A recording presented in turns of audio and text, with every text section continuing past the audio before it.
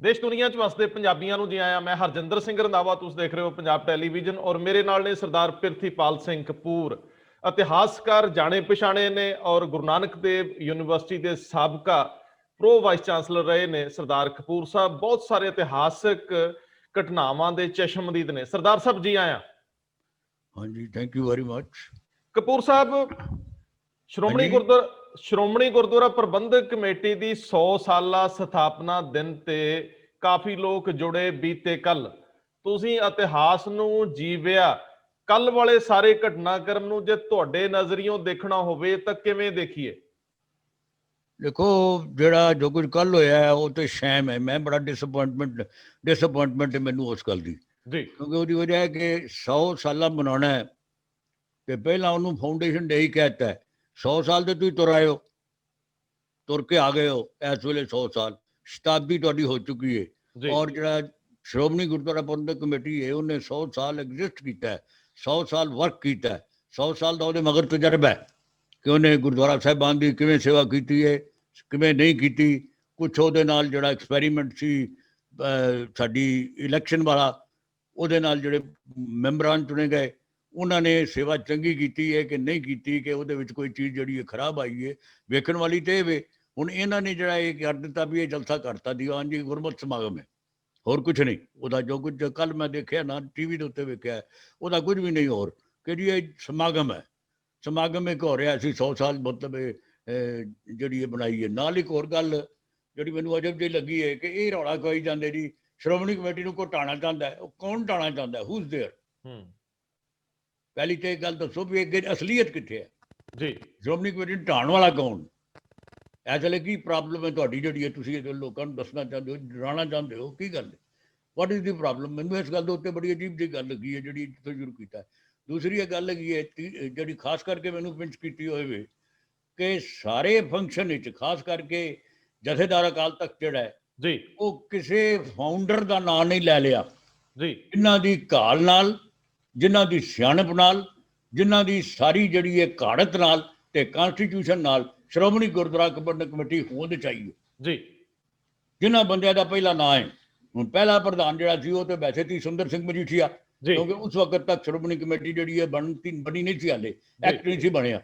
ਉਸ ਤੋਂ ਪਹਿਲਾਂ ਇਹਨਾਂ ਨੇ ਰਜਿਸਟਰ ਵੀ ਕਰਾਈ, ਰਜਿਸਟ੍ਰੇਸ਼ਨ ਪ੍ਰਪੋਜ਼ਲ ਸੀ ਕਿ ਰਜਿਸਟ੍ਰੇਸ਼ਨ ਕਰਾ ਕੇ ਵੀ ਮਤਲਬ ਇਹ ਇੱਕ ਸੁਸਾਇਟੀ ਜਿਹੜੀ ਹੈ ਚਲਾਈ ਜਾ ਸਕਦੀ ਹੈ।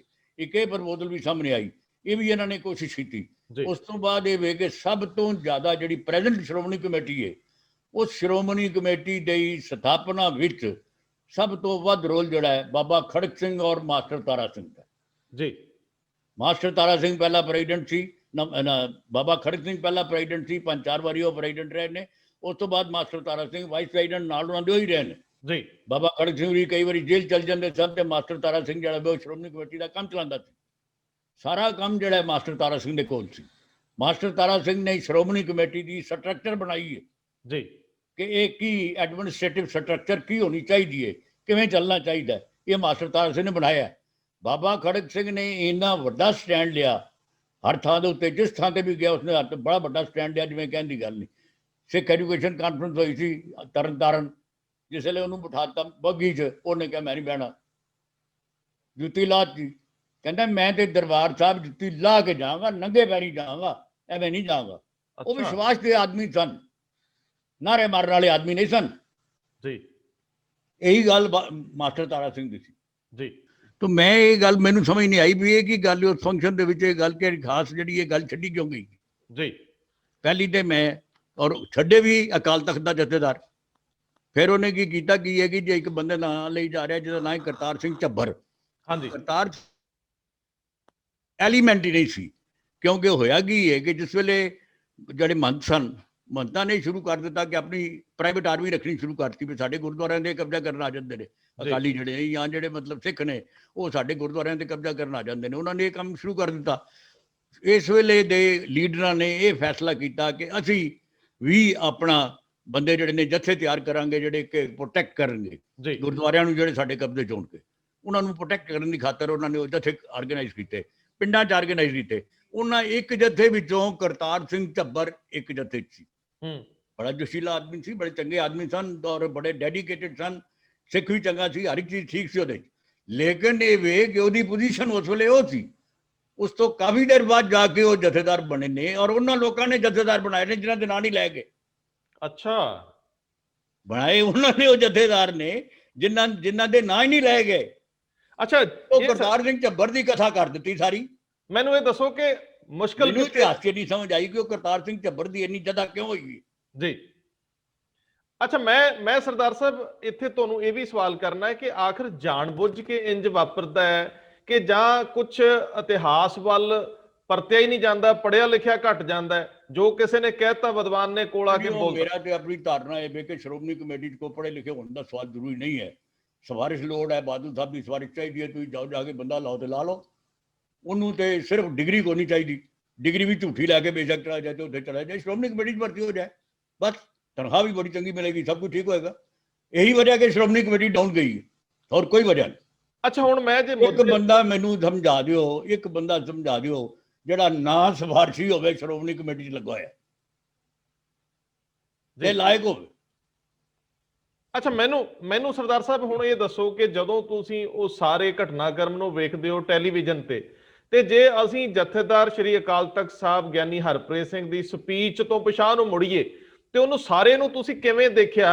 ਜਥੇਦਾਰ ਸਾਹਿਬ ਕੀ ਕਹਿਣਾ ਚਾਹ ਰਹੇ ਸੀਗੇ ਜਦੋਂ ਉਹ ਮੈਂ ਫਿਰ ਉਸ ਤੋਂ ਬਾਅਦ ਸੀਰੀਅਸ ਸਮਝਿਆ ਹੀ ਨਹੀਂ ਬੜੀ ਵੀ ਜਥੇਦਾਰ ਸਾਹਿਬ ਦੀ ਇੰਨੀ ਪੋਜੀਸ਼ਨ ਜਿਹੜੀ ਹੋਵੇ ਕਿ ਉਹਨਾਂ ਨੂੰ ਸ਼੍ਰੋਮਣੀ ਕਮੇਟੀ ਦੇ ਇਤਿਹਾਸ ਬਾਰੇ ਹੀ ਪਤਾ ਨਹੀਂ। ਫਿਰ ਉਹਨਾਂ ਨੂੰ ਪਤਾ ਕਿ ਮੈਂ 100 ਸਾਲਾ ਫੰਕਸ਼ਨ ਦੇ ਉੱਤੇ ਬੋਲਣਾ ਹੈ। ਫਿਰ ਉਹਨਾਂ ਨੂੰ ਇਹ ਵੀ ਪਤਾ ਹੋਣਾ ਚਾਹੀਦਾ ਹੈ ਕਿ ਜਿਹੜੇ ਬੰਦੇ ਵੱਡੇ ਲੀਡਰ ਸਨ ਜੀ, ਉਹਨਾਂ ਦੀ ਕੀ ਪੋਜੀਸ਼ਨ ਸੀ। ਹੁਣ ਬਾਬਾ ਖੜਕ ਸਿੰਘ ਬਾਰੇ ਜਿਹੜੀ ਇਹ ਗੱਲ ਮਸ਼ਹੂਰ ਹੈ ਕਿ ਬਾਬਾ ਖੜਕ ਜਿਸ ਵੇਲੇ ਸ੍ਰੀ ਦਰਬਾਰ ਸਾਹਿਬ ਦੇ ਤੋਸ਼ੇਖਾਨੇ ਦੀਆਂ ਚਾਬੀਆਂ ਸਰਕਾਰ ਲੈ ਗਈ, ਮੋਰਚਾ ਲੱਗ ਗਿਆ, ਕੁੰਨੀਆਂ ਦਾ ਮੋਰਚਾ ਲੱਗ ਗਿਆ। ਕੁੰਨੀਆਂ ਦੇ ਮੋਰਚੇ 'ਚ ਉਹਨਾਂ ਨੇ ਬਾਅਦ 'ਚ ਉਹ ਡਰ ਗਈ ਸਰਕਾਰ, ਤੇ ਸਰਕਾਰ ਨੇ ਕਿਹਾ ਜੀ ਇਹ ਕੁੰਨੀਆਂ ਲੈ ਜਾਓ।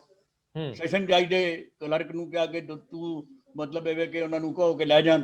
ਉਹਨਾਂ ਕਿਹਾ ਜੀ ਬਾਬੇ ਖੜਕ ਸਿੰਘ ਨੇ ਕਹਿਤਾ ਅਸੀਂ ਜਾਣਾ ਨਹੀਂ, ਸਾਡੀ ਹੱਤਕ ਹੈ, ਤੁਸੀਂ ਸਾਡੇ ਕੋਲੋਂ ਖੋ ਕੇ ਲੈ ਕੇ ਗਏ ਹੋ। ਮੈਂ ਅਕਾਲ ਤਖਤ ਸਾਹਿਬ ਜਾਵਾਂਗਾ, ਪੰਥ ਦੇ ਸਾਹਮਣੇ ਤੁਸੀਂ ਮੈਨੂੰ ਦੇ ਕੇ ਜਾਓ। ਉਹ ਫੋਟੋ ਮਿਲਦੀਆਂ ਨੇ ਤੁਹਾਡੇ ਕੋਲ, ਦੇयर ਆਰ ਫੋਟੋਗ੍ਰਾਫਸ। ਬਾਬਾ ਖੜਕ ਸਿੰਘ ਜੀ ਖੜੇ ਨੇ ਔਰ ਉਹ ਬੰਦਾ ਉਹ ਸੈਸ਼ਨ ਜੱਜ ਦਾ ਕਲਰਕ ਹੁੰਦਾ, ਉਹ ਆ ਕੇ ਬਾਬਾ ਜੀ ਨੂੰ ਕਹਿੰਦਾ ਲਓ ਜੀ ਚਾਬੀਆਂ ਲੈ ਲਓ, ਤੋਸ਼ੇਖਾਨੇ ਦੀਆਂ ਚਾਬੀਆਂ ਲੈ ਲਓ। ਔਰ ਉਹ ਇਸ ਚੀਜ਼ ਦੇ ਇਸ ਇਨਸੀਡੈਂਟ ਨੂੰ ਮਹਾਤਮਾ ਗਾਂਧੀ ਜਿਹੜਾ ਵੇ ਉਹ ਤਾਰ ਭੇਜਦਾ ਬਾਬਾ ਖੜਕ ਸਿੰਘ ਨੇ, ਜਿੱਥੇ ਲਿਖਿਆ ਹੈ ਕਿ first battle for freedom of India one, ਆਜ਼ਾਦੀ ਦੀ ਪਹਿਲੀ ਲੜਾਈ ਜਿੱਤੀ ਗਈ।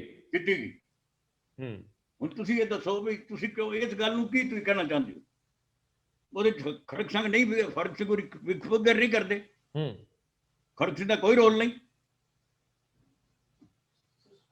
ਅੱਛਾ, ਮੈਨੂੰ ਤੁਸੀਂ ਇਹ ਦੱਸਿਓ ਕਿ ਸਿੰਘ ਸਾਹਿਬ ਫਿਰ ਹੌਲੀ ਜਿਹਨੇ ਸਿਆਸਤ ਵਾਲੇ ਪਾਸੇ ਆ ਜਾਂਦੇ ਆ, ਉਹ ਕਹਿੰਦੇ ਆ ਕਿ ਸਾਨੂੰ ਸਾਡੀ ਸਟੇਟ ਤੋਂ ਖਤਰਾ, ਸਾਡੇ ਨਾਲ ਕੇਂਦਰ ਜ਼ਿਆਦਤੀਆਂ। ਮੈਨੂੰ ਹੋਰ ਵੀ ਗੱਲ ਬੜੀ ਗਲਤ ਲੱਗੀ ਹੈ ਕਿ ਉਹਨਾਂ ਨੇ ਸਪੈਸ਼ਲੀ ਵਿੱਚ ਦਬੇ ਲਫ਼ਜ਼ਾਂ ਦੇ ਵਿੱਚ ਸਪੈਸ਼ਲੀ ਕਿਹਾ ਜੀ ਬਾਦਲ ਪਰਿਵਾਰ ਦੀ ਵੀ ਗੱਲ ਕੀਤੀ ਜਾਂਦੀ ਹੈ ਵੀ ਤੁਸੀਂ ਉੱਥੇ ਡਿਫੈਂਸ, ਇਹ ਸਟੇਜ ਉਹਨਾਂ ਨੇ ਡਿਫੈਂਸ ਕਰਨ ਲਈ ਹੈ,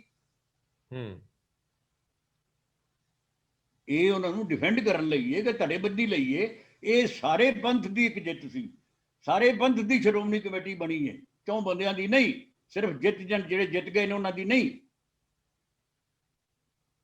ਸ਼੍ਰੋਮਣੀ ਕਮੇਟੀ ਪੰਥ ਦੀ ਹੈ ਔਰ ਉਹ ਸ਼੍ਰੋਮਣੀ ਕਮੇਟੀ ਨੂੰ ਤੁਸੀਂ ਮਤਲਬ ਇਹ ਬਈ ਉਸ ਦਾ ਫੰਕਸ਼ਨ ਦੇ ਵਿੱਚ ਇਹ ਗੱਲ ਜਿਹੜੀ ਕਹਿ ਰਹੇ ਹੋ, ਫਿਰ ਉਹ ਤੁਸੀਂ ਇਹ ਗੱਲ ਕਰ ਰਹੇ ਹੋ ਜੀ। ਉਹਨੇ ਇਹਨਾਂ ਤੇ ਪਤਾ ਲੱਗਣਾ ਚਾਹੀਦਾ ਨਾ ਤੁਹਾਨੂੰ ਵੀ ਤੁਸੀਂ ਕਿਸ ਗੱਲ ਕਿਸ ਤਰ੍ਹਾਂ ਕਰ ਰਹੇ ਹੋ। ਲੇਕਿਨ ਜਦੋਂ ਸਰਦਾਰ ਸਾਹਿਬ ਅਸੀਂ ਇਤਿਹਾਸ ਦੇਖਦੇ ਹਾਂ ਤੇ ਉਹਦੇ ਵਿੱਚ ਸ਼੍ਰੋਮਣੀ ਕਮੇਟੀ ਤੋਂ ਬਾਅਦ ਅਕਾਲੀ ਦਲ ਉਹਦੇ ਬਚਾਅ ਲਈ ਹੋਂਦ ਚ ਆਉਂਦਾ ਹੈ।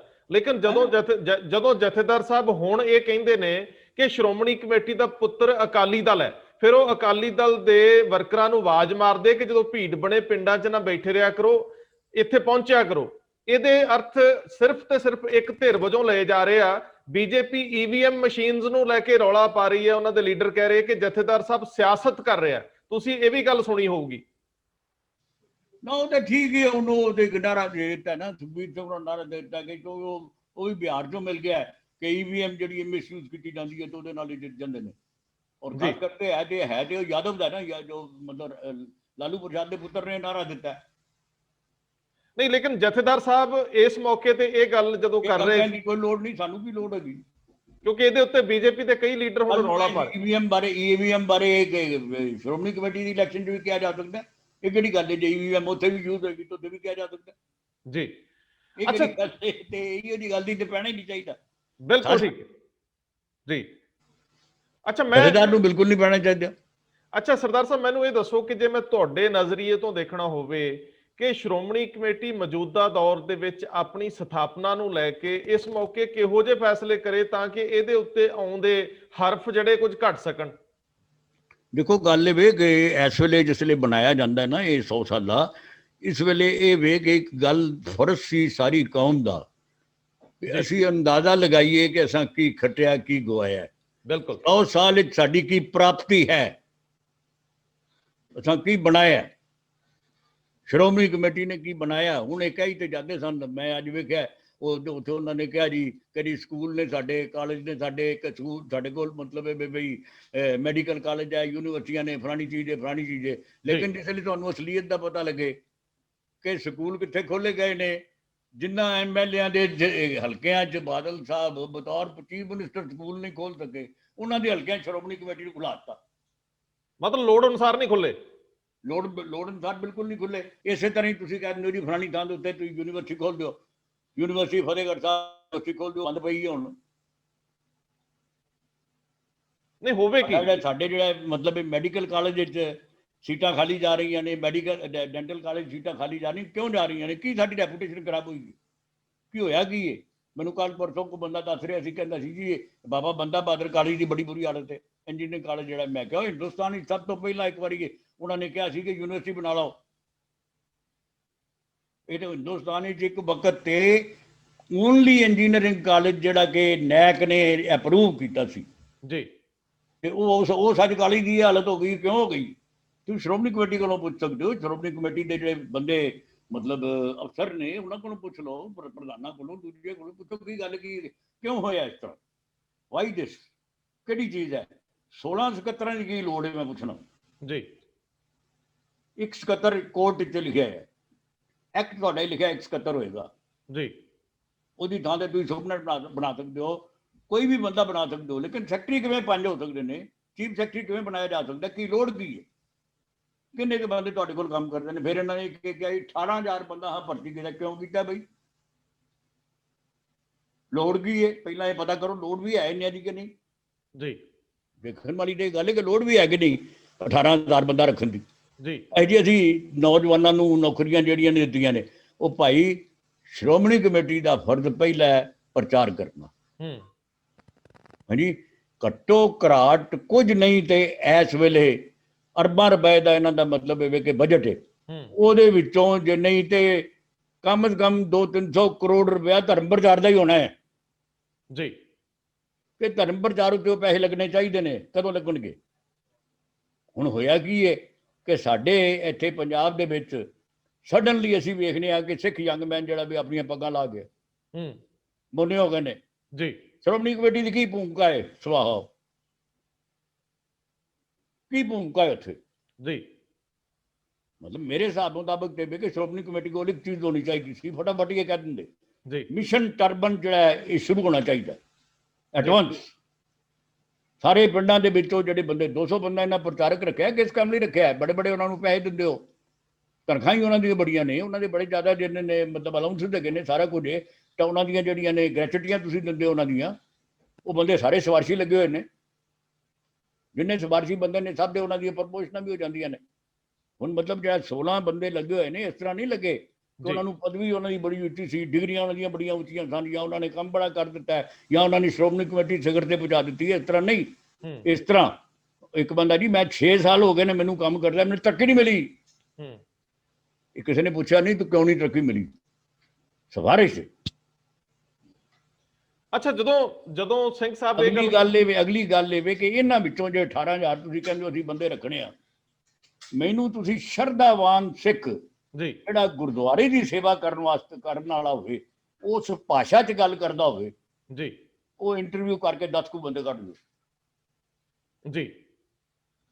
ਪਹਿਲਾਂ ਤੇ ਗੱਲ ਹੈ ਕਿ ਜਿਸ ਐਟਮੋਸਫੀਅਰ 'ਚੋਂ ਕੰਮ ਕਰਦੇ ਨੇ ਉਸ ਐਟਮੋਸਫੀਅਰ ਲਈ ਉਹਨਾਂ ਕੋਲ ਟ੍ਰੇਨਿੰਗ ਹੋਣੀ ਚਾਹੀਦੀ ਹੈ ਕੁਦਰਤੀ ਹੈ you have to be very very humble ਜੀ। ਲੋਕਾਂ ਨਾਲ ਜਿਹੜੇ ਸੰਗਤ ਹੈ ਜਿਹਨਾਂ ਦੀ ਉਹਨਾਂ ਨੇ ਸੇਵਾ ਕਰਨੀ ਹੈ, ਇਹ ਕੀ ਕੰਮ ਹੈ, ਕਿਸ ਤਰ੍ਹਾਂ ਹੋ ਰਿਹਾ? ਮੈਨੂੰ ਬੜੀਆਂ ਗੱਲਾਂ ਜਿਹੜੀਆਂ ਨੇ ਸਾਡੇ ਸਟਾਫ ਦੀਆਂ, ਸਾਰੇ ਬੰਦੇ ਲੱਗੇ ਨੇ। ਦਰਬਾਰ ਸਾਹਿਬ ਸਵੇਰੇ ਤੁਸੀਂ ਵੇਖਦੇ ਹੋ ਨਾ ਜਾ ਕੇ, ਜਿਹੜਾ ਡਗੀ ਨਾਲ ਆਪਣਾ ਰਿਲੇ ਆਉਂਦਾ ਜੀ, 8-10 ਬੰਦੇ ਘੁੰਮੀ ਜਾਂਦੇ ਨੇ ਆਲੇ ਦੁਆਲੇ ਜੀ। ਕੋਈ ਕਿਧਰੇ ਇੱਧਰ ਹੋ ਜਾਂਦਾ, ਕੋਈ ਕਿਧਰੇ ਇੱਧਰ ਹੋ ਜਾਂਦਾ, ਕਿਧਰੇ ਇੱਧਰ ਹੋ ਜਾਂਦਾ, ਕਿਧਰੇ ਇੱਧਰ ਹੋ ਜਾਂਦਾ, ਸਾਰੇ ਬੰਦੇ ਘੁੰਮੀ ਜਾਂਦੇ ਨੇ। ਜਿਸ ਵੇਲੇ ਉਹ ਅਰਦਾਸੀਆ ਜਿਹੜਾ ਕਹਿੰਦਾ ਬੋਲੋ ਜੀ ਵਾਹਿਗੁਰੂ, ਇੱਕ ਬੰਦਾ ਨਹੀਂ ਕਹਿੰਦਾ। ਉਹ ਭਾਈ ਤੁਹਾਡਾ ਹੀ ਫਰਜ਼ ਹੈ, ਤੁਸੀਂ ਕਹੋ ਉੱਚੀ ਸਾਰੀ ਵਾਹਿਗੁਰੂ, ਤੇ ਸਾਰੀ ਸੰਗਤ ਤਾਂ ਹੀ ਮਗਰ ਲੱਗੇਗੀ। ਉਹਨਾਂ ਨੂੰ ਸਿਖਾਉਣਾ ਪਏਗਾ ਕਿ ਵਾਹਿਗੁਰੂ ਕਿਹੜੇ ਵੇਲੇ ਕਹਿਣਾ, ਅਰਦਾਸ ਦਾ ਉੱਤਰ ਕਿਹੜੇ ਵੇਲੇ ਕਰਨਾ ਹੈ। ਕਦੀ ਕਿਹਾ ਮੈਨੂੰ ਹੈਰਾਨਗੀ ਹੁੰਦੀ ਹੈ ਕਿ ਇਹ ਕਿਉਂ ਨਹੀਂ ਬੋਲਦੇ ਭਾਈ, ਇਹਨਾਂ ਦਾ ਤੇ ਫਰਜ਼ ਹੈ ਨਾ। ਬਿਲਕੁਲ ਠੀਕ ਹੈ। ਜਿਸ ਵੇਲੇ ਉਹ ਬੰਦਾ ਅਰਦਾਸ ਵੇਲੇ ਕਹਿੰਦਾ ਨਾ ਜੀ ਤੇ ਤੁਸੀਂ ਬੋਲੋ ਜੀ ਵਾਹਿਗੁਰੂ, ਤੇ ਉਹ ਮਗਰ 8 ਬੰਦੇ ਕਿਉਂ ਨਹੀਂ ਕਹਿੰਦੇ? ਉਹ ਸਾਰੀ ਸੰਗਤ ਨੂੰ ਕਿਉਂ ਨਹੀਂ ਕਹਿੰਦੇ ਮਗਰ ਤੁਸੀਂ ਸਾਡੇ ਨਾਲ ਬੋਲੋ? ਸੰਗਤ ਨੂੰ ਟ੍ਰੇਨਿੰਗ ਦੇਣੀ ਪਏਗੀ ਕਿ ਇਸ ਵਕਤ ਵਾਹਿਗੁਰੂ ਕਹਿਣਾ ਹੈ, ਇਹ ਟ੍ਰੇਨਿੰਗ ਹੋਣੀ। ਉਹਦੇ ਮੁਤਾਬਕ ਕੋਈ ਗੱਲ ਨਹੀਂ। ਸੰਗਤ ਨਾਲ ਰਿਸਪਾਂਸ ਹੀ ਹੈ ਨਹੀਂ ਕਿਸੇ ਦੀ, ਨਾ ਸਾਡੇ ਗ੍ਰੰਥੀ ਦੀ, ਨਾ ਸਾਡੇ ਕਿਸੇ ਅਰਦਾਸੀਏ ਦੀ, ਨਾ ਸਾਡੇ ਕਿਸੇ ਰਾਗੀ ਦੀ ਜੀ। ਔਰ ਇਹੀ ਵਜ੍ਹਾ ਕਿ ਡਿਕਲਾਈਨ ਹੈ ਅੱਜ। ਇਹੀ ਵਜ੍ਹਾ ਕਿ ਅੱਜ ਤੁਹਾਡੇ ਕੋਲ ਕਿੰਨੇ % ਸਿੱਖ ਨੇ ਜਿਹੜੇ ਸਿੱਖੀ ਦੀ ਟਰਮੀਨੋਲੋਜੀ 'ਚ ਗੱਲ ਕਰ ਸਕਦੇ ਹੋਣ ਜੀ। ਮੈਂ ਤਾਂ ਬੜਾ ਡਿਸਅਪੁਆਇੰਟਡ। 100 ਸਾਲ ਬਾਅਦ ਮੈਂ ਇਹ ਸਮਝਦਾ ਵੀ ਇਸ ਐਕਸਪੈਰੀਮੈਂਟ 'ਚੋਂ ਸ਼ਾਇਦ ਅਸੀਂ ਕੁਝ ਬਹੁਤ ਖੱਟਿਆ ਨਹੀਂ। ਅੱਛਾ, ਜਦੋਂ ਸਰਦਾਰ ਠੀਕ ਹੈ ਕਿ ਮੈਂ ਇਹ ਗੱਲ ਬਿਲਕੁਲ ਨਹੀਂ ਕਹਾਂਗਾ ਕਿ ਅਸੀਂ ਕਹਿ ਦਈਏ ਜੀ ਛੱਡ ਦੇਣਾ ਚਾਹੀਦਾ ਜੀ, ਇਹ ਖਰਾਬ ਹੋ ਗਿਆ ਜੀ, ਇਹ ਹੋ ਗਿਆ, ਕੰਡਮ ਹੋ ਗਿਆ। ਐਕਸਪੈਰੀਮੈਂਟ ਗੁਰੂ ਨਾਨਕ ਸਾਹਿਬ ਨੇ ਬੜਾ ਸ਼ਾਨਦਾਰ ਕਿਹਾ। ਇੱਕ ਬੰਦੇ ਨੇ ਲਿਖਿਆ ਰੀਸੈਂਟਲੀ ਜੀ, ਉਹ ਗੁਰੂ ਨਾਨਕ ਸਾਹਿਬ ਬਾਰੇ ਲਿਖਿਆ, ਕਹਿੰਦਾ ਗੁਰੂ ਨਾਨਕ ਡਾਇਨੈਮਿਕ ਬੰਦਾ ਸੀ, ਡਾਇਨੈਮਿਕ ਥਿੰਕਰ ਸੀ। ਉਹਨਾਂ ਨੂੰ ਪਤਾ ਸੀ ਕਿ ਚੇਂਜ ਹੁੰਦੀ ਰਹਿੰਦੀ ਹੈ। ਉਹਨਾਂ ਨੂੰ ਇਹ ਪਤਾ ਸੀ ਕਿ ਸਮਾਜ ਜਿਹੜਾ ਵੇ ਉਹ ਗਤੀਸ਼ੀਲ ਹੈ, ਸੰਸਾਰ ਗਤੀਸ਼ੀਲ ਹੈ, ਤੇ ਚੂੰਕਿ ਉਹ ਡਾਇਨੈਮਿਕ ਹੈ ਇਸ ਕਰਕੇ ਉਹਦੇ ਵਾਸਤੇ ਚੇਂਜ ਦੇ ਵਾਸਤੇ ਗੁੰਜਾਇਸ਼ ਰੱਖੀ ਹੋਈ ਸੀ ਗੁਰੂ ਸਾਹਿਬ ਨੇ। ਉਹ ਗੁੰਜਾਇਸ਼ ਗੁਰੂ ਸਾਹਿਬ ਨੇ ਪਹਿਲਾਂ ਰੱਖੀ ਹੋਈ ਹੈ ਜੀ। ਉਹ ਗੁੰਜਾਇਸ਼ ਨਹੀਂ ਤੁਸੀਂ ਵਰਤਦੇ ਬਈ, ਗੁਰੂ ਨੇ ਤੁਹਾਨੂੰ ਰਾਹ ਦੱਸਿਆ ਹੈ। ਤੇ ਤੁਸੀਂ ਹੁਣ ਇੱਥੇ ਆ ਕੇ ਮੰਜੀ ਸਾਹਿਬ ਦੀਵਾਨ ਅਸਥਾਨ ਵਿੱਚ, ਤੇ ਤੁਸੀਂ ਜਿੱਥੇ ਕਥਾ ਗੁਰੂ ਅਰਜਨ ਸਾਹਿਬ ਆਪ ਕਰਦੇ ਰਹੇ ਨੇ, ਗੁਰਬਾਣੀ ਦੀ ਕਥਾ ਕਰਦੇ ਰਹੇ ਨੇ, ਆਪ ਕਰਦੇ ਰਹੇ ਨੇ, ਉਹਦੇ ਤੁਸੀਂ ਲੋਕਾਂ ਨੂੰ ਇਹ ਕਹਿੰਦੇ ਹੋ ਜੀ ਸੰਦੇਸ਼ ਜਿਹੜਾ ਬਾਦੂ ਸਾਹਿਬ ਦਾ ਲੈ ਰਹੇ ਦੱਸ ਰਹੇ ਤੁਹਾਨੂੰ।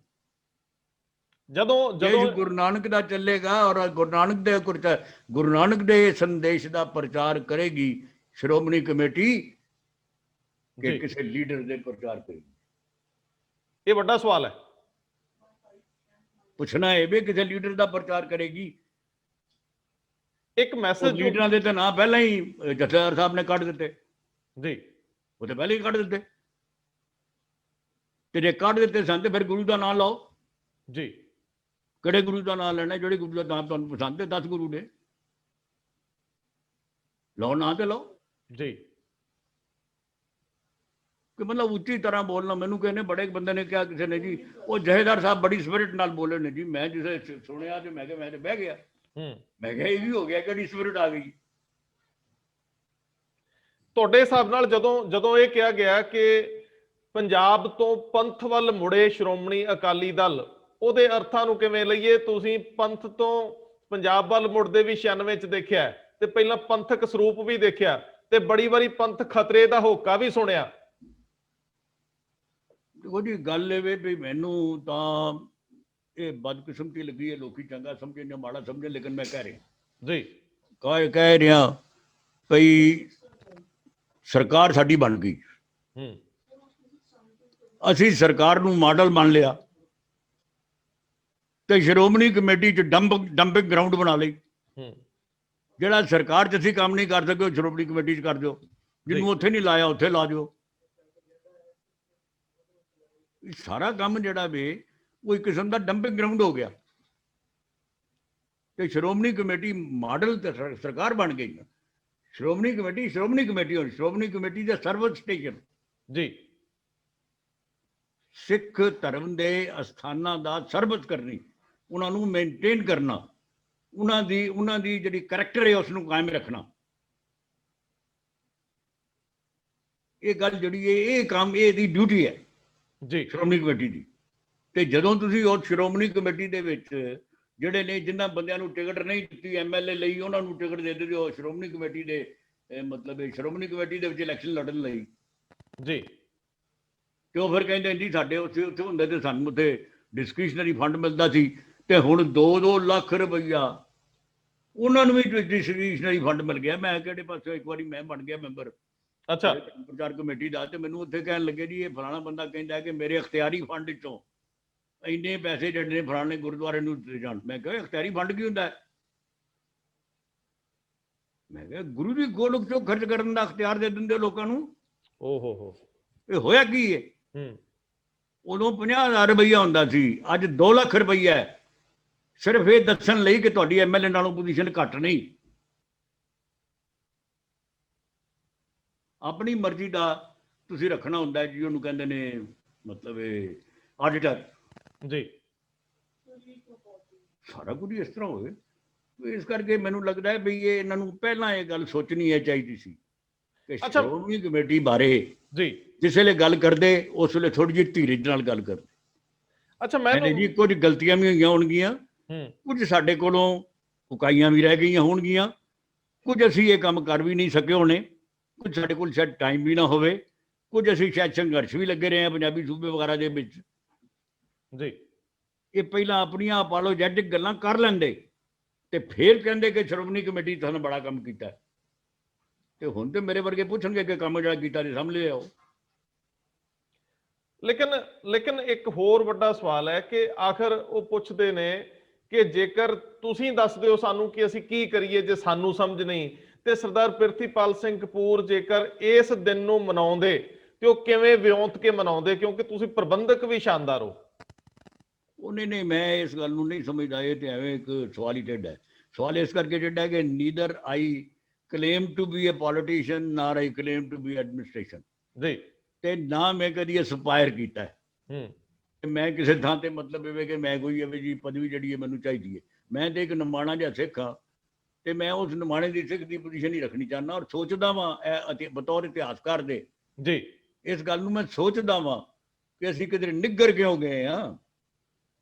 ਗੁਰੂ ਨਾਨਕ ਸਾਹਿਬ ਨੇ ਕੋਈ ਸਾਡੇ ਨਿਗਰਨ ਲਈ ਥਾਂ ਨਹੀਂ ਰੱਖੀ ਜੀ। ਜੇ ਤੁਸੀਂ ਕਰਤਾਰਪੁਰ ਦੀ ਸਾਰੀ ਕਥਾ ਜਿਹੜੀ ਹੈ ਪੜ੍ਹੋ ਤੇ ਤੁਹਾਨੂੰ ਪਤਾ ਲੱਗ ਜਾਏ, ਉਹਦੇ ਤੇ ਸਾਰੀਆਂ ਹੀ ਗੱਲਾਂ ਗੁਰੂ ਮਹਾਰਾਜ ਨੇ ਜਿਹੜੀਆਂ ਕਹੀਆਂ ਨੇ ਅੱਜ ਅਸੀਂ ਛੱਡ ਬੈਠੇ ਹੋਏ ਹਾਂ ਜੀ। ਉਹ ਸੇਵਾ ਜਿਹੜੀ ਉਹ ਗੁਰੂ ਮਹਾਰਾਜ ਨੇ ਦੱਸੀ ਹੋਈ ਹੈ ਕਿ ਸਿੱਖ ਕਿਵੇਂ ਸੇਵਾ ਕਰਦਾ। ਉਹ ਕਹਿੰਦੇ ਨੇ ਜਿਹੜੀ ਹੈਗੀ ਏ ਸੰਗਤ ਹੈ ਸਭ ਤੋਂ ਉੱਚਰ ਹੈ, ਉੱਤਮ ਹੈ, ਸੰਗਤ ਹੀ ਨੂਰ ਹੈ। ਅਸੀਂ ਸੰਗਤ ਦੀ ਕਿੰਨੀ ਇੱਜ਼ਤ ਕਰ ਰਹੇ ਹਾਂ। ਅਸੀਂ ਸੰਗਤ ਨੂੰ ਕਹਿੰਦੇ ਜਿੰਦਾਬਾਦ ਦੇ ਨਾਰੇ ਲਓ, ਸੰਗਤ ਨੂੰ ਕਿਉਂ ਨਹੀਂ ਕਹਿੰਦੇ ਅਸੀਂ ਕਿ ਗੁਰੂ ਦੇ ਮਗਰ ਚੱਲੋ, ਕਿ ਗੁਰੂ ਸਾਡਾ ਸਰਵਉੱਚ ਹੈ। ਜਥੇਦਾਰ ਕਮੇਟੀ ਕਿਉਂ ਸਮਝਾ ਨਹੀਂ ਸਕਦੀ ਲੋਕਾਂ ਨੂੰ? ਜਥੇਦਾਰ ਸ਼੍ਰੀ ਅਕਾਲ ਤਖਤ ਸਾਹਿਬ ਕਿਹੋ ਜਿਹੇ ਹੋਣ ਤੇ ਕਿਹੋ ਜਿਹੇ ਫੈਸਲੇ ਲੈਣ, ਇਹ ਬੜਾ ਔਖਾ ਸਵਾਲ ਆ। ਕੁਝ ਲੋਕ ਤਾਂ ਇਹ ਵੀ ਕਹਿੰਦੇ ਆ ਕਿ ਜਦੋਂ ਅਪੁਆਇੰਟਿੰਗ ਅਥਾਰਟੀ ਸ਼੍ਰੋਮਣੀ ਕਮੇਟੀ ਆ ਤੇ ਜਥੇਦਾਰ ਸਾਹਿਬ ਨੂੰ ਤੁਸੀਂ ਹੱਥ ਪਿੱਛੇ ਬੰਨ ਕੇ ਲੜਨ ਲਈ ਕਿਵੇਂ ਕਹਿ ਸਕਦੇ ਹੋ? ਇਸ ਵੇਲੇ ਤੁਹਾਨੂੰ ਕੀ ਲੱਗਦਾ ਹੈ ਕਿ ਇਹ ਸਰਬੋਤਮ ਜਗ੍ਹਾ ਜਿਹੜਾ ਅਕਾਲ ਤਖਤ ਸਾਹਿਬ ਦੀ ਹਸਤੀ ਆ, ਇਹਦੀ ਬੁਲੰਦੀ ਕਿਵੇਂ ਸਿਰਜੀ ਜਾ ਸਕਦੀ? ਵੈਸੇ ਜੀ ਇਹ ਗੱਲ ਇੱਕ ਗੱਲ ਮੈਂ ਇਸ ਗੱਲ ਬਾਰੇ ਤੁਹਾਨੂੰ ਇਹ ਦੱਸ ਦੇਣੀ ਚਾਹੁੰਦਾ ਕਿ ਜਿਨ੍ਹਾਂ ਬੰਦਿਆਂ ਨੇ ਸ਼੍ਰੋਮਣੀ ਕਮੇਟੀ ਦੇ ਵਿੱਚ ਕੰਮ ਕੀਤਾ ਹੈ, ਮੁੱਢ ਜਿਨ੍ਹਾਂ ਨੂੰ ਕੰਮ ਕਰਨਾ ਪਿਆ ਹੈ, ਜਿਹੜੇ ਲੀਡਰ ਸਨ ਸਾਡੇ, ਉਹਨਾਂ ਨੇ ਹਰ ਚੀਜ਼ ਦੀ ਵਿਵਸਥਾ ਬਣਾਈ ਸੀ ਜੀ। ਉਹ ਬੜੇ ਦਲੇਰ ਆਦਮੀ ਸਨ। ਇੱਕ ਤੁਹਾਨੂੰ ਮੈਂ ਦੱਸ ਦਿਆਂ, ਮੈਨੂੰ ਇੱਕ ਮਿਸਾਲ ਆਉਂਦੀ ਹੈ, ਮੈਂ ਐਵੇਂ ਤੁਹਾਡਾ ਟਾਈਮ ਭਾਵੇਂ ਜ਼ਿਆਦਾ ਕਰਾਂਗਾ। ਨਹੀਂ ਜ਼ਰੂਰ। ਮੈਂ ਛੋਟਾ ਗੁਜਰਾਂਵਾਲੇ ਹੁੰਦਾ ਸਾਂ, ਤੇ ਉੱਥੇ ਆਲੇ ਦੁਆਲੇ ਸਾਡੇ ਅਸੀਂ ਗੁਰਦੁਆਰੇ ਵੀ ਜਾਂਦੇ ਸਾਂ, ਸਭ ਕੁਛ ਸੀ। ਤੇ ਉੱਥੇ ਨਾ ਮਤਲਬ ਇਹ ਕਿ ਲੋਕਾਂ ਨੇ ਗੱਲ ਸੁਣਾਈ ਇੱਕ ਪ੍ਰਬੰਧਕਾਂ ਨੇ ਜੀ, ਸਾਡੇ ਗ੍ਰੰਥੀ ਨੇ ਕਿਹਾ ਕਿ ਤੁਸੀਂ ਲਾਪਤ ਵਿੱਚ ਲੜ ਪੈਂਦੇ ਹੋ, ਮੈਂ ਹੁਣ ਇੱਥੋਂ ਚਲੇ ਜਾਣਾ, ਮੈਂ ਨਹੀਂ ਇੱਥੇ ਰਹਿਣਾ ਚਾਹੁੰਦਾ। ਅੱਛਾ। ਤੇ ਗ੍ਰੰਥੀ ਨੂੰ ਇਹਨਾਂ ਨੇ ਕਿਹਾ ਵੀ ਚੰਗਾ ਦਰਬਾਰ ਸਾਹਿਬ ਅਖੇ ਥਾਂ ਨਿਕਲੀ ਹੈ ਤੇ ਅਸੀਂ ਮਾਸਟਰ ਜੀ ਨੂੰ ਰਿਕੁਐਸਟ ਕਰਕੇ ਵੇਖਨੇ ਆ ਵੀ ਉਹਨਾਂ ਨੂੰ, ਤੁਹਾਨੂੰ ਤੁਸੀਂ ਚੰਗੇ ਕਥਾਕਾਰ ਹੋ, ਤੁਸੀਂ ਚੰਗੇ ਜਾਣਦਾਰ ਆਦਮੀ ਹੋ, ਤੇ ਤੁਹਾਨੂੰ ਅਸੀਂ ਸਿਫਾਰਿਸ਼ ਕਰ ਦਿੰਦੇ। ਇਹ ਸਾਰੇ ਜਿਹਨੇ ਇਕੱਠੇ ਹੋ ਕੇ ਨਾ, ਤੇ ਪਤਾ ਲੱਗਾ ਕਿ ਮਾਸਟਰ ਜੀ ਜਾ ਰਹੇ ਨੇ ਪੰਜਾ ਸਾਹਿਬ, ਤੇ ਪੰਜਾ ਸਾਹਿਬ ਜਾਂਦੇ ਆ ਸਟੇਸ਼ਨ ਤੇ ਚਲੇ ਗਏ, ਮਾਸਟਰ ਜੀ ਨੂੰ ਮਿਲੇ, ਸਤਿ ਸ੍ਰੀ ਅਕਾਲ ਹੋਈ, ਤੇ ਜਾਣ ਲੱਗਿਆ ਥੋੜਾ ਦਲੇਰੀ ਤੇ ਇੰਨੀ ਨਹੀਂ ਸੀ ਮਾਸਟਰ ਤਾਰਾ ਸਿੰਘ ਨੂੰ ਕਿਹਾ ਜਾ ਸਕੇ, ਤੇ ਮਾਸਟਰ ਤਾਰਾ ਸਿੰਘ ਨੂੰ ਇੱਕ ਨੇ ਵਿੱਚੋਂ ਕਹਿ ਦਿੱਤਾ ਜੀ ਉਹ ਸਾਡੇ ਗ੍ਰੰਥੀ ਸਾਹਿਬ ਨੂੰ ਤੁਸੀਂ ਉੱਥੇ ਲਾ ਦਿਓ ਜੀ, ਉਹ ਬੜਾ ਚੰਗਾ ਆਦਮੀ ਜੇ। ਉਹਦੇ ਗੱਲ ਪੈ ਗਿਆ। ਉਹ ਕਹਿੰਦਾ ਕੋਈ ਸਿਸਟਮ ਹੈ, ਮੈਂ ਸੜਕ ਤੇ ਲਾਣਾ, ਮੈਂ ਲਾਣਾ। ਅਗਲੇ ਦੀ ਹਿੰਮਤ ਹੀ ਨਾ ਪਈ ਅਗਲੀ ਗੱਲ ਕਰਨ ਦੀ, ਲੇਕਿਨ ਫਿਰ ਉਹ ਕਹਿੰਦਾ ਮੈਂ ਲਾਣਾ, ਅਸੀਂ ਤੇ ਕਮੇਟੀ ਬਣਾ ਦਿੱਤੀ ਏ, ਉਹ ਕਮੇਟੀ ਹੋਕ ਕਰੇਗੀ, ਉਹ ਘੋਖ ਕਰੇਗੀ, ਇੰਟਰਵਿਊ ਲਏਗੀ, ਅਸੀਂ ਵੇਖਾਂਗੇ ਕਿ ਕੋਈ ਬੰਦਾ ਐਡੀ ਵੱਡੀ ਥਾਂ ਤੇ ਗੁਰੂ ਦੀ ਸੇਵਾ ਲਈ ਅਸਾਂ ਲਾਣਾ ਹੈ, ਉਹ ਯੋਗ ਕੋਈ ਲੱਗਣਾ ਚਾਹੀਦਾ, ਲੱਗਣ ਦਿਓ, ਮੈਂ ਨਹੀਂ ਇੰਟਰਫੀਅਰ ਕਰਨਾ। ਹੁਣ ਇੱਕ ਮਿਸਾਲ ਹੈ ਜੀ, ਮੈਂ ਸਿਰਫ ਇੱਕ ਮਿਸਾਲ ਤੁਹਾਡੇ ਵਾਸਤੇ ਦੇ ਰਿਹਾ ਵੀ ਇਹ ਜਿਹੜੀ ਪੋਜੀਸ਼ਨ ਹੈ ਉਹਨਾਂ ਲੋਕਾਂ ਨੇ ਤੇ ਇਹ ਪੋਜੀਸ਼ਨ ਰੱਖੀ ਹੋਈ ਸੀ ਕਿ ਅਸੀਂ ਵਿੱਚ ਇੰਟਰਫੀਅਰ ਨਹੀਂ ਕਰਦੇ ਜੀ। ਉਹਨਾਂ ਨੇ ਫਰਜ਼ ਕਰੋ ਜਥੇਦਾਰ ਰੱਖਣਾ ਅਕਾਲ ਤਖਤ ਦਾ, ਉਹਨਾਂ ਦਾ ਪ੍ਰਬੰਧ ਹੁੰਦਾ ਸੀ ਵੀ ਉਹ ਪਹਿਲਾਂ ਸਾਰੀਆਂ ਜਿੰਨੀਆਂ ਸਾਡੀਆਂ ਹੈਗੀਆਂ ਨੇ ਸਿੰਘ ਸਭਾਵਾਂ ਗੁਰਦੁਆਰਾ ਸਾਹਿਬਾਨ ਨਾਲ ਲਿਖ ਭੇਜਦੇ ਸਨ ਕਿ ਦੱਸੋ ਜੀ ਅਸੀਂ ਜਥੇਦਾਰ ਰੱਖਣਾ ਹੈ, ਤੁਸੀਂ ਆਪਣੇ ਨਾਂ ਰਿਕਮੈਂਡ ਕਰੋ। ਫਿਰ ਇੱਕ ਕਮੇਟੀ ਬਣਾ ਦਿੰਦੇ ਸਨ ਜੀ, ਫਿਰ ਉਹਨੂੰ ਘੋਖ ਕਰਨੀ ਹੁੰਦੀ ਸੀ, ਉਹ ਚੁੱਲ ਪਿਆ ਜਾ ਕੇ ਕਿਹੜਾ ਬੰਦਾ ਕੋਈ ਠੀਕ ਹੋ ਸਕਦਾ ਹੈ ਜੀ। ਫਿਰ ਉਹਦੇ ਬਾਅਦ ਇੰਟਰਵਿਊ ਹੁੰਦਾ ਸੀ, ਫਿਰ ਉਹਦੀਆਂ ਕੁਆਲੀਫਿਕੇਸ਼ਨ ਜਿਹੜੀਆਂ ਨੇ ਵੇਖਣੀਆਂ, ਤੇ ਫਿਰ ਜਾ ਕੇ ਅਕਾਲ ਤਖਤ ਦਾ ਜਥੇਦਾਰ ਕਿਤੇ ਲੱਗਦਾ ਸੀ। ਇਹ ਜਥੇਦਾਰ ਉਹਨੇ ਇਸ ਤਰ੍ਹਾਂ ਤੇ ਨਹੀਂ ਸੀ ਲੱਗਦੇ ਕਿ ਆਪਾਂ ਚਿੱਠੀ ਚ ਮਿਲ ਗਏ। ਬਿਲਕੁਲ ਠੀਕ ਹੈ। तो मेरा मतलब देर वादे सिस्टम, और वो सिस्टम तोड़ दिता गया। क्यों टूट चुका है इस वे, वो सिस्टम टूटा है। कोई कदी किसी ने पोस्ट एडवर्टाइज नहीं की, कोई किसी ने बंदे ने क्वालिफिकेशन नहीं पूछी। ये जब सारिया ही गल्लां जिहड़ियां किसी आर्गेनाइजेशन की सलामती लई ये चंगा, किसी दी मतलब ये चंगा जिहड़ा कहंदे ने लक्षण नहीं। तेरे सिखा ने एडी वड्डी है संस्था कायम रखनी है, तो मेरी बेनती है जी कि सच्चे पातशाह अगे बेनती करो कि सानू इस गल दी वो समर्था देवे, शक्ति देवे कि असी दियानतदारी नाल इस संस्था की सेवा कर सकी। अगे श्रोमणी कमेटी बतौर सिख दी सेवा करिए जी, शरधा नाल सेवा करिए ओदी, ते फिर असी उन्होंने सिखर दे उत्ते ले जा सकते हैं। अगे श्रोमणी कमेटी दी होवे ते गुरु नानक साहब कहण भी तुहाडी ते सेवा ही मैनू मंजूर नहीं जी, की सेवा करते पे हो, किस किस्म की करते पे हो। बिल्कुल भाई मैं ते तुहानू सिख ही नहीं समझदा, जाओ फिर की पोजीशन हो जाएगी। तुसीं ठीक कह रहे हो। अच्छा, अगे श्रोमणी कमेटी की आम चोण आ रही है, ये किहो जे लोग आउण, क्योंकि तुसीं सवाल वड्डा उठाता कि अरदास तां करिए लेकिन चोण भी चंगी करिए। जिहड़े 175 मैंबर चुनने, 170 मैंबर चुनने आ, वो मैंबर घट्टो घट पहला जो सिस्टम जिहड़ा है जिहड़ा मैनीफेस्टो दे उत्ते डिपेंड करेगा भी जिहड़ी पार्टियां जिहड़ियां कोई इलैक्शन लड़नियां चाहदियां ने उन्हां नूं पहिलां वेखना चाहिदा है कि की आया 2 लाख रुपए दा ਉਹ ਮੈਂ ਜਿਹਨੂੰ ਕਹਿੰਦੇ ਨੇ ਕਿ ਅਖਤਿਆਰੀ ਫੰਡ ਦੇਣ ਜੀ, ਉਹ ਬੰਦੇ ਜਿਹੜੇ ਭਰਤੀ ਬਗੈਰ ਲੋਕਾਂ ਨੂੰ ਪੁੱਛਣ ਦੇ ਕਰਨਗੇ। ਜੇ ਉਹ ਇਹ ਗੱਲ ਸਾਰੀਆਂ ਜਿਹੜੀਆਂ ਨੇ ਉਹ ਸਾਰੀਆਂ ਛੱਡ ਕੇ ਅੱਗੇ ਚੱਲਣਗੇ ਤੇ ਫਿਰ ਤੇ ਪੰਥ ਬਚ ਜਾਏਗਾ। ਨਹੀਂ ਤੇ ਮੈਂ ਮਹਿਸੂਸ ਕਰਦਾ ਕਿ ਅਸੀਂ ਗੁਰਦੁਆਰਿਆਂ ਦੀ ਜਿਹੜੀ ਇਹ ਸੇਵਾ ਤੋਂ संभाल तो फेल है। आखिरी सवाल बतौर इतिहासकार तुसी निराश होए कल दे घटनाक्रम तो?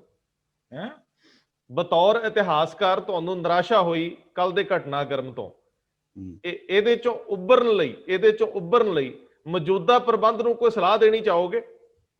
ਦੇਖੋ ਜੀ, ਗੱਲ ਇਹ ਵੀ ਮੈਂ ਮੇਰਾ ਜਿਹੜੀ ਹੈ ਨਾ ਨਿਸ਼ਚੈ इस गल का कि सिख कौम कोल गुरु महाराज ने जुगती जड़ी है ना वो डिफिकल्ट तो डिफिकल्ट सरकमस्टांसिस विच सस्टेन करन ते जीवन दी जाच दसी। कमाल है। अच्छा, इस करके सिख इस दे ते समर्थ है कि बच निकलेगा और आप ही असी कढ़ लांगे दी जड़ी है जिन्होंने कहते ने राह भी। ये गल नहीं है, गुरु साहब की बरकत चाहिए है, पर गुरु तो बेमुख होए हाँ, इस करके महसूस करना चाहिए कि जे असी गुरु तो बेमुख हाँ तो साडा कुछ भी नहीं, अज भी नहीं रहना तो कल भी नहीं रहना। सरदार साहब बहुत मेहरबानी, बहुत धन्यवाद। Thank you.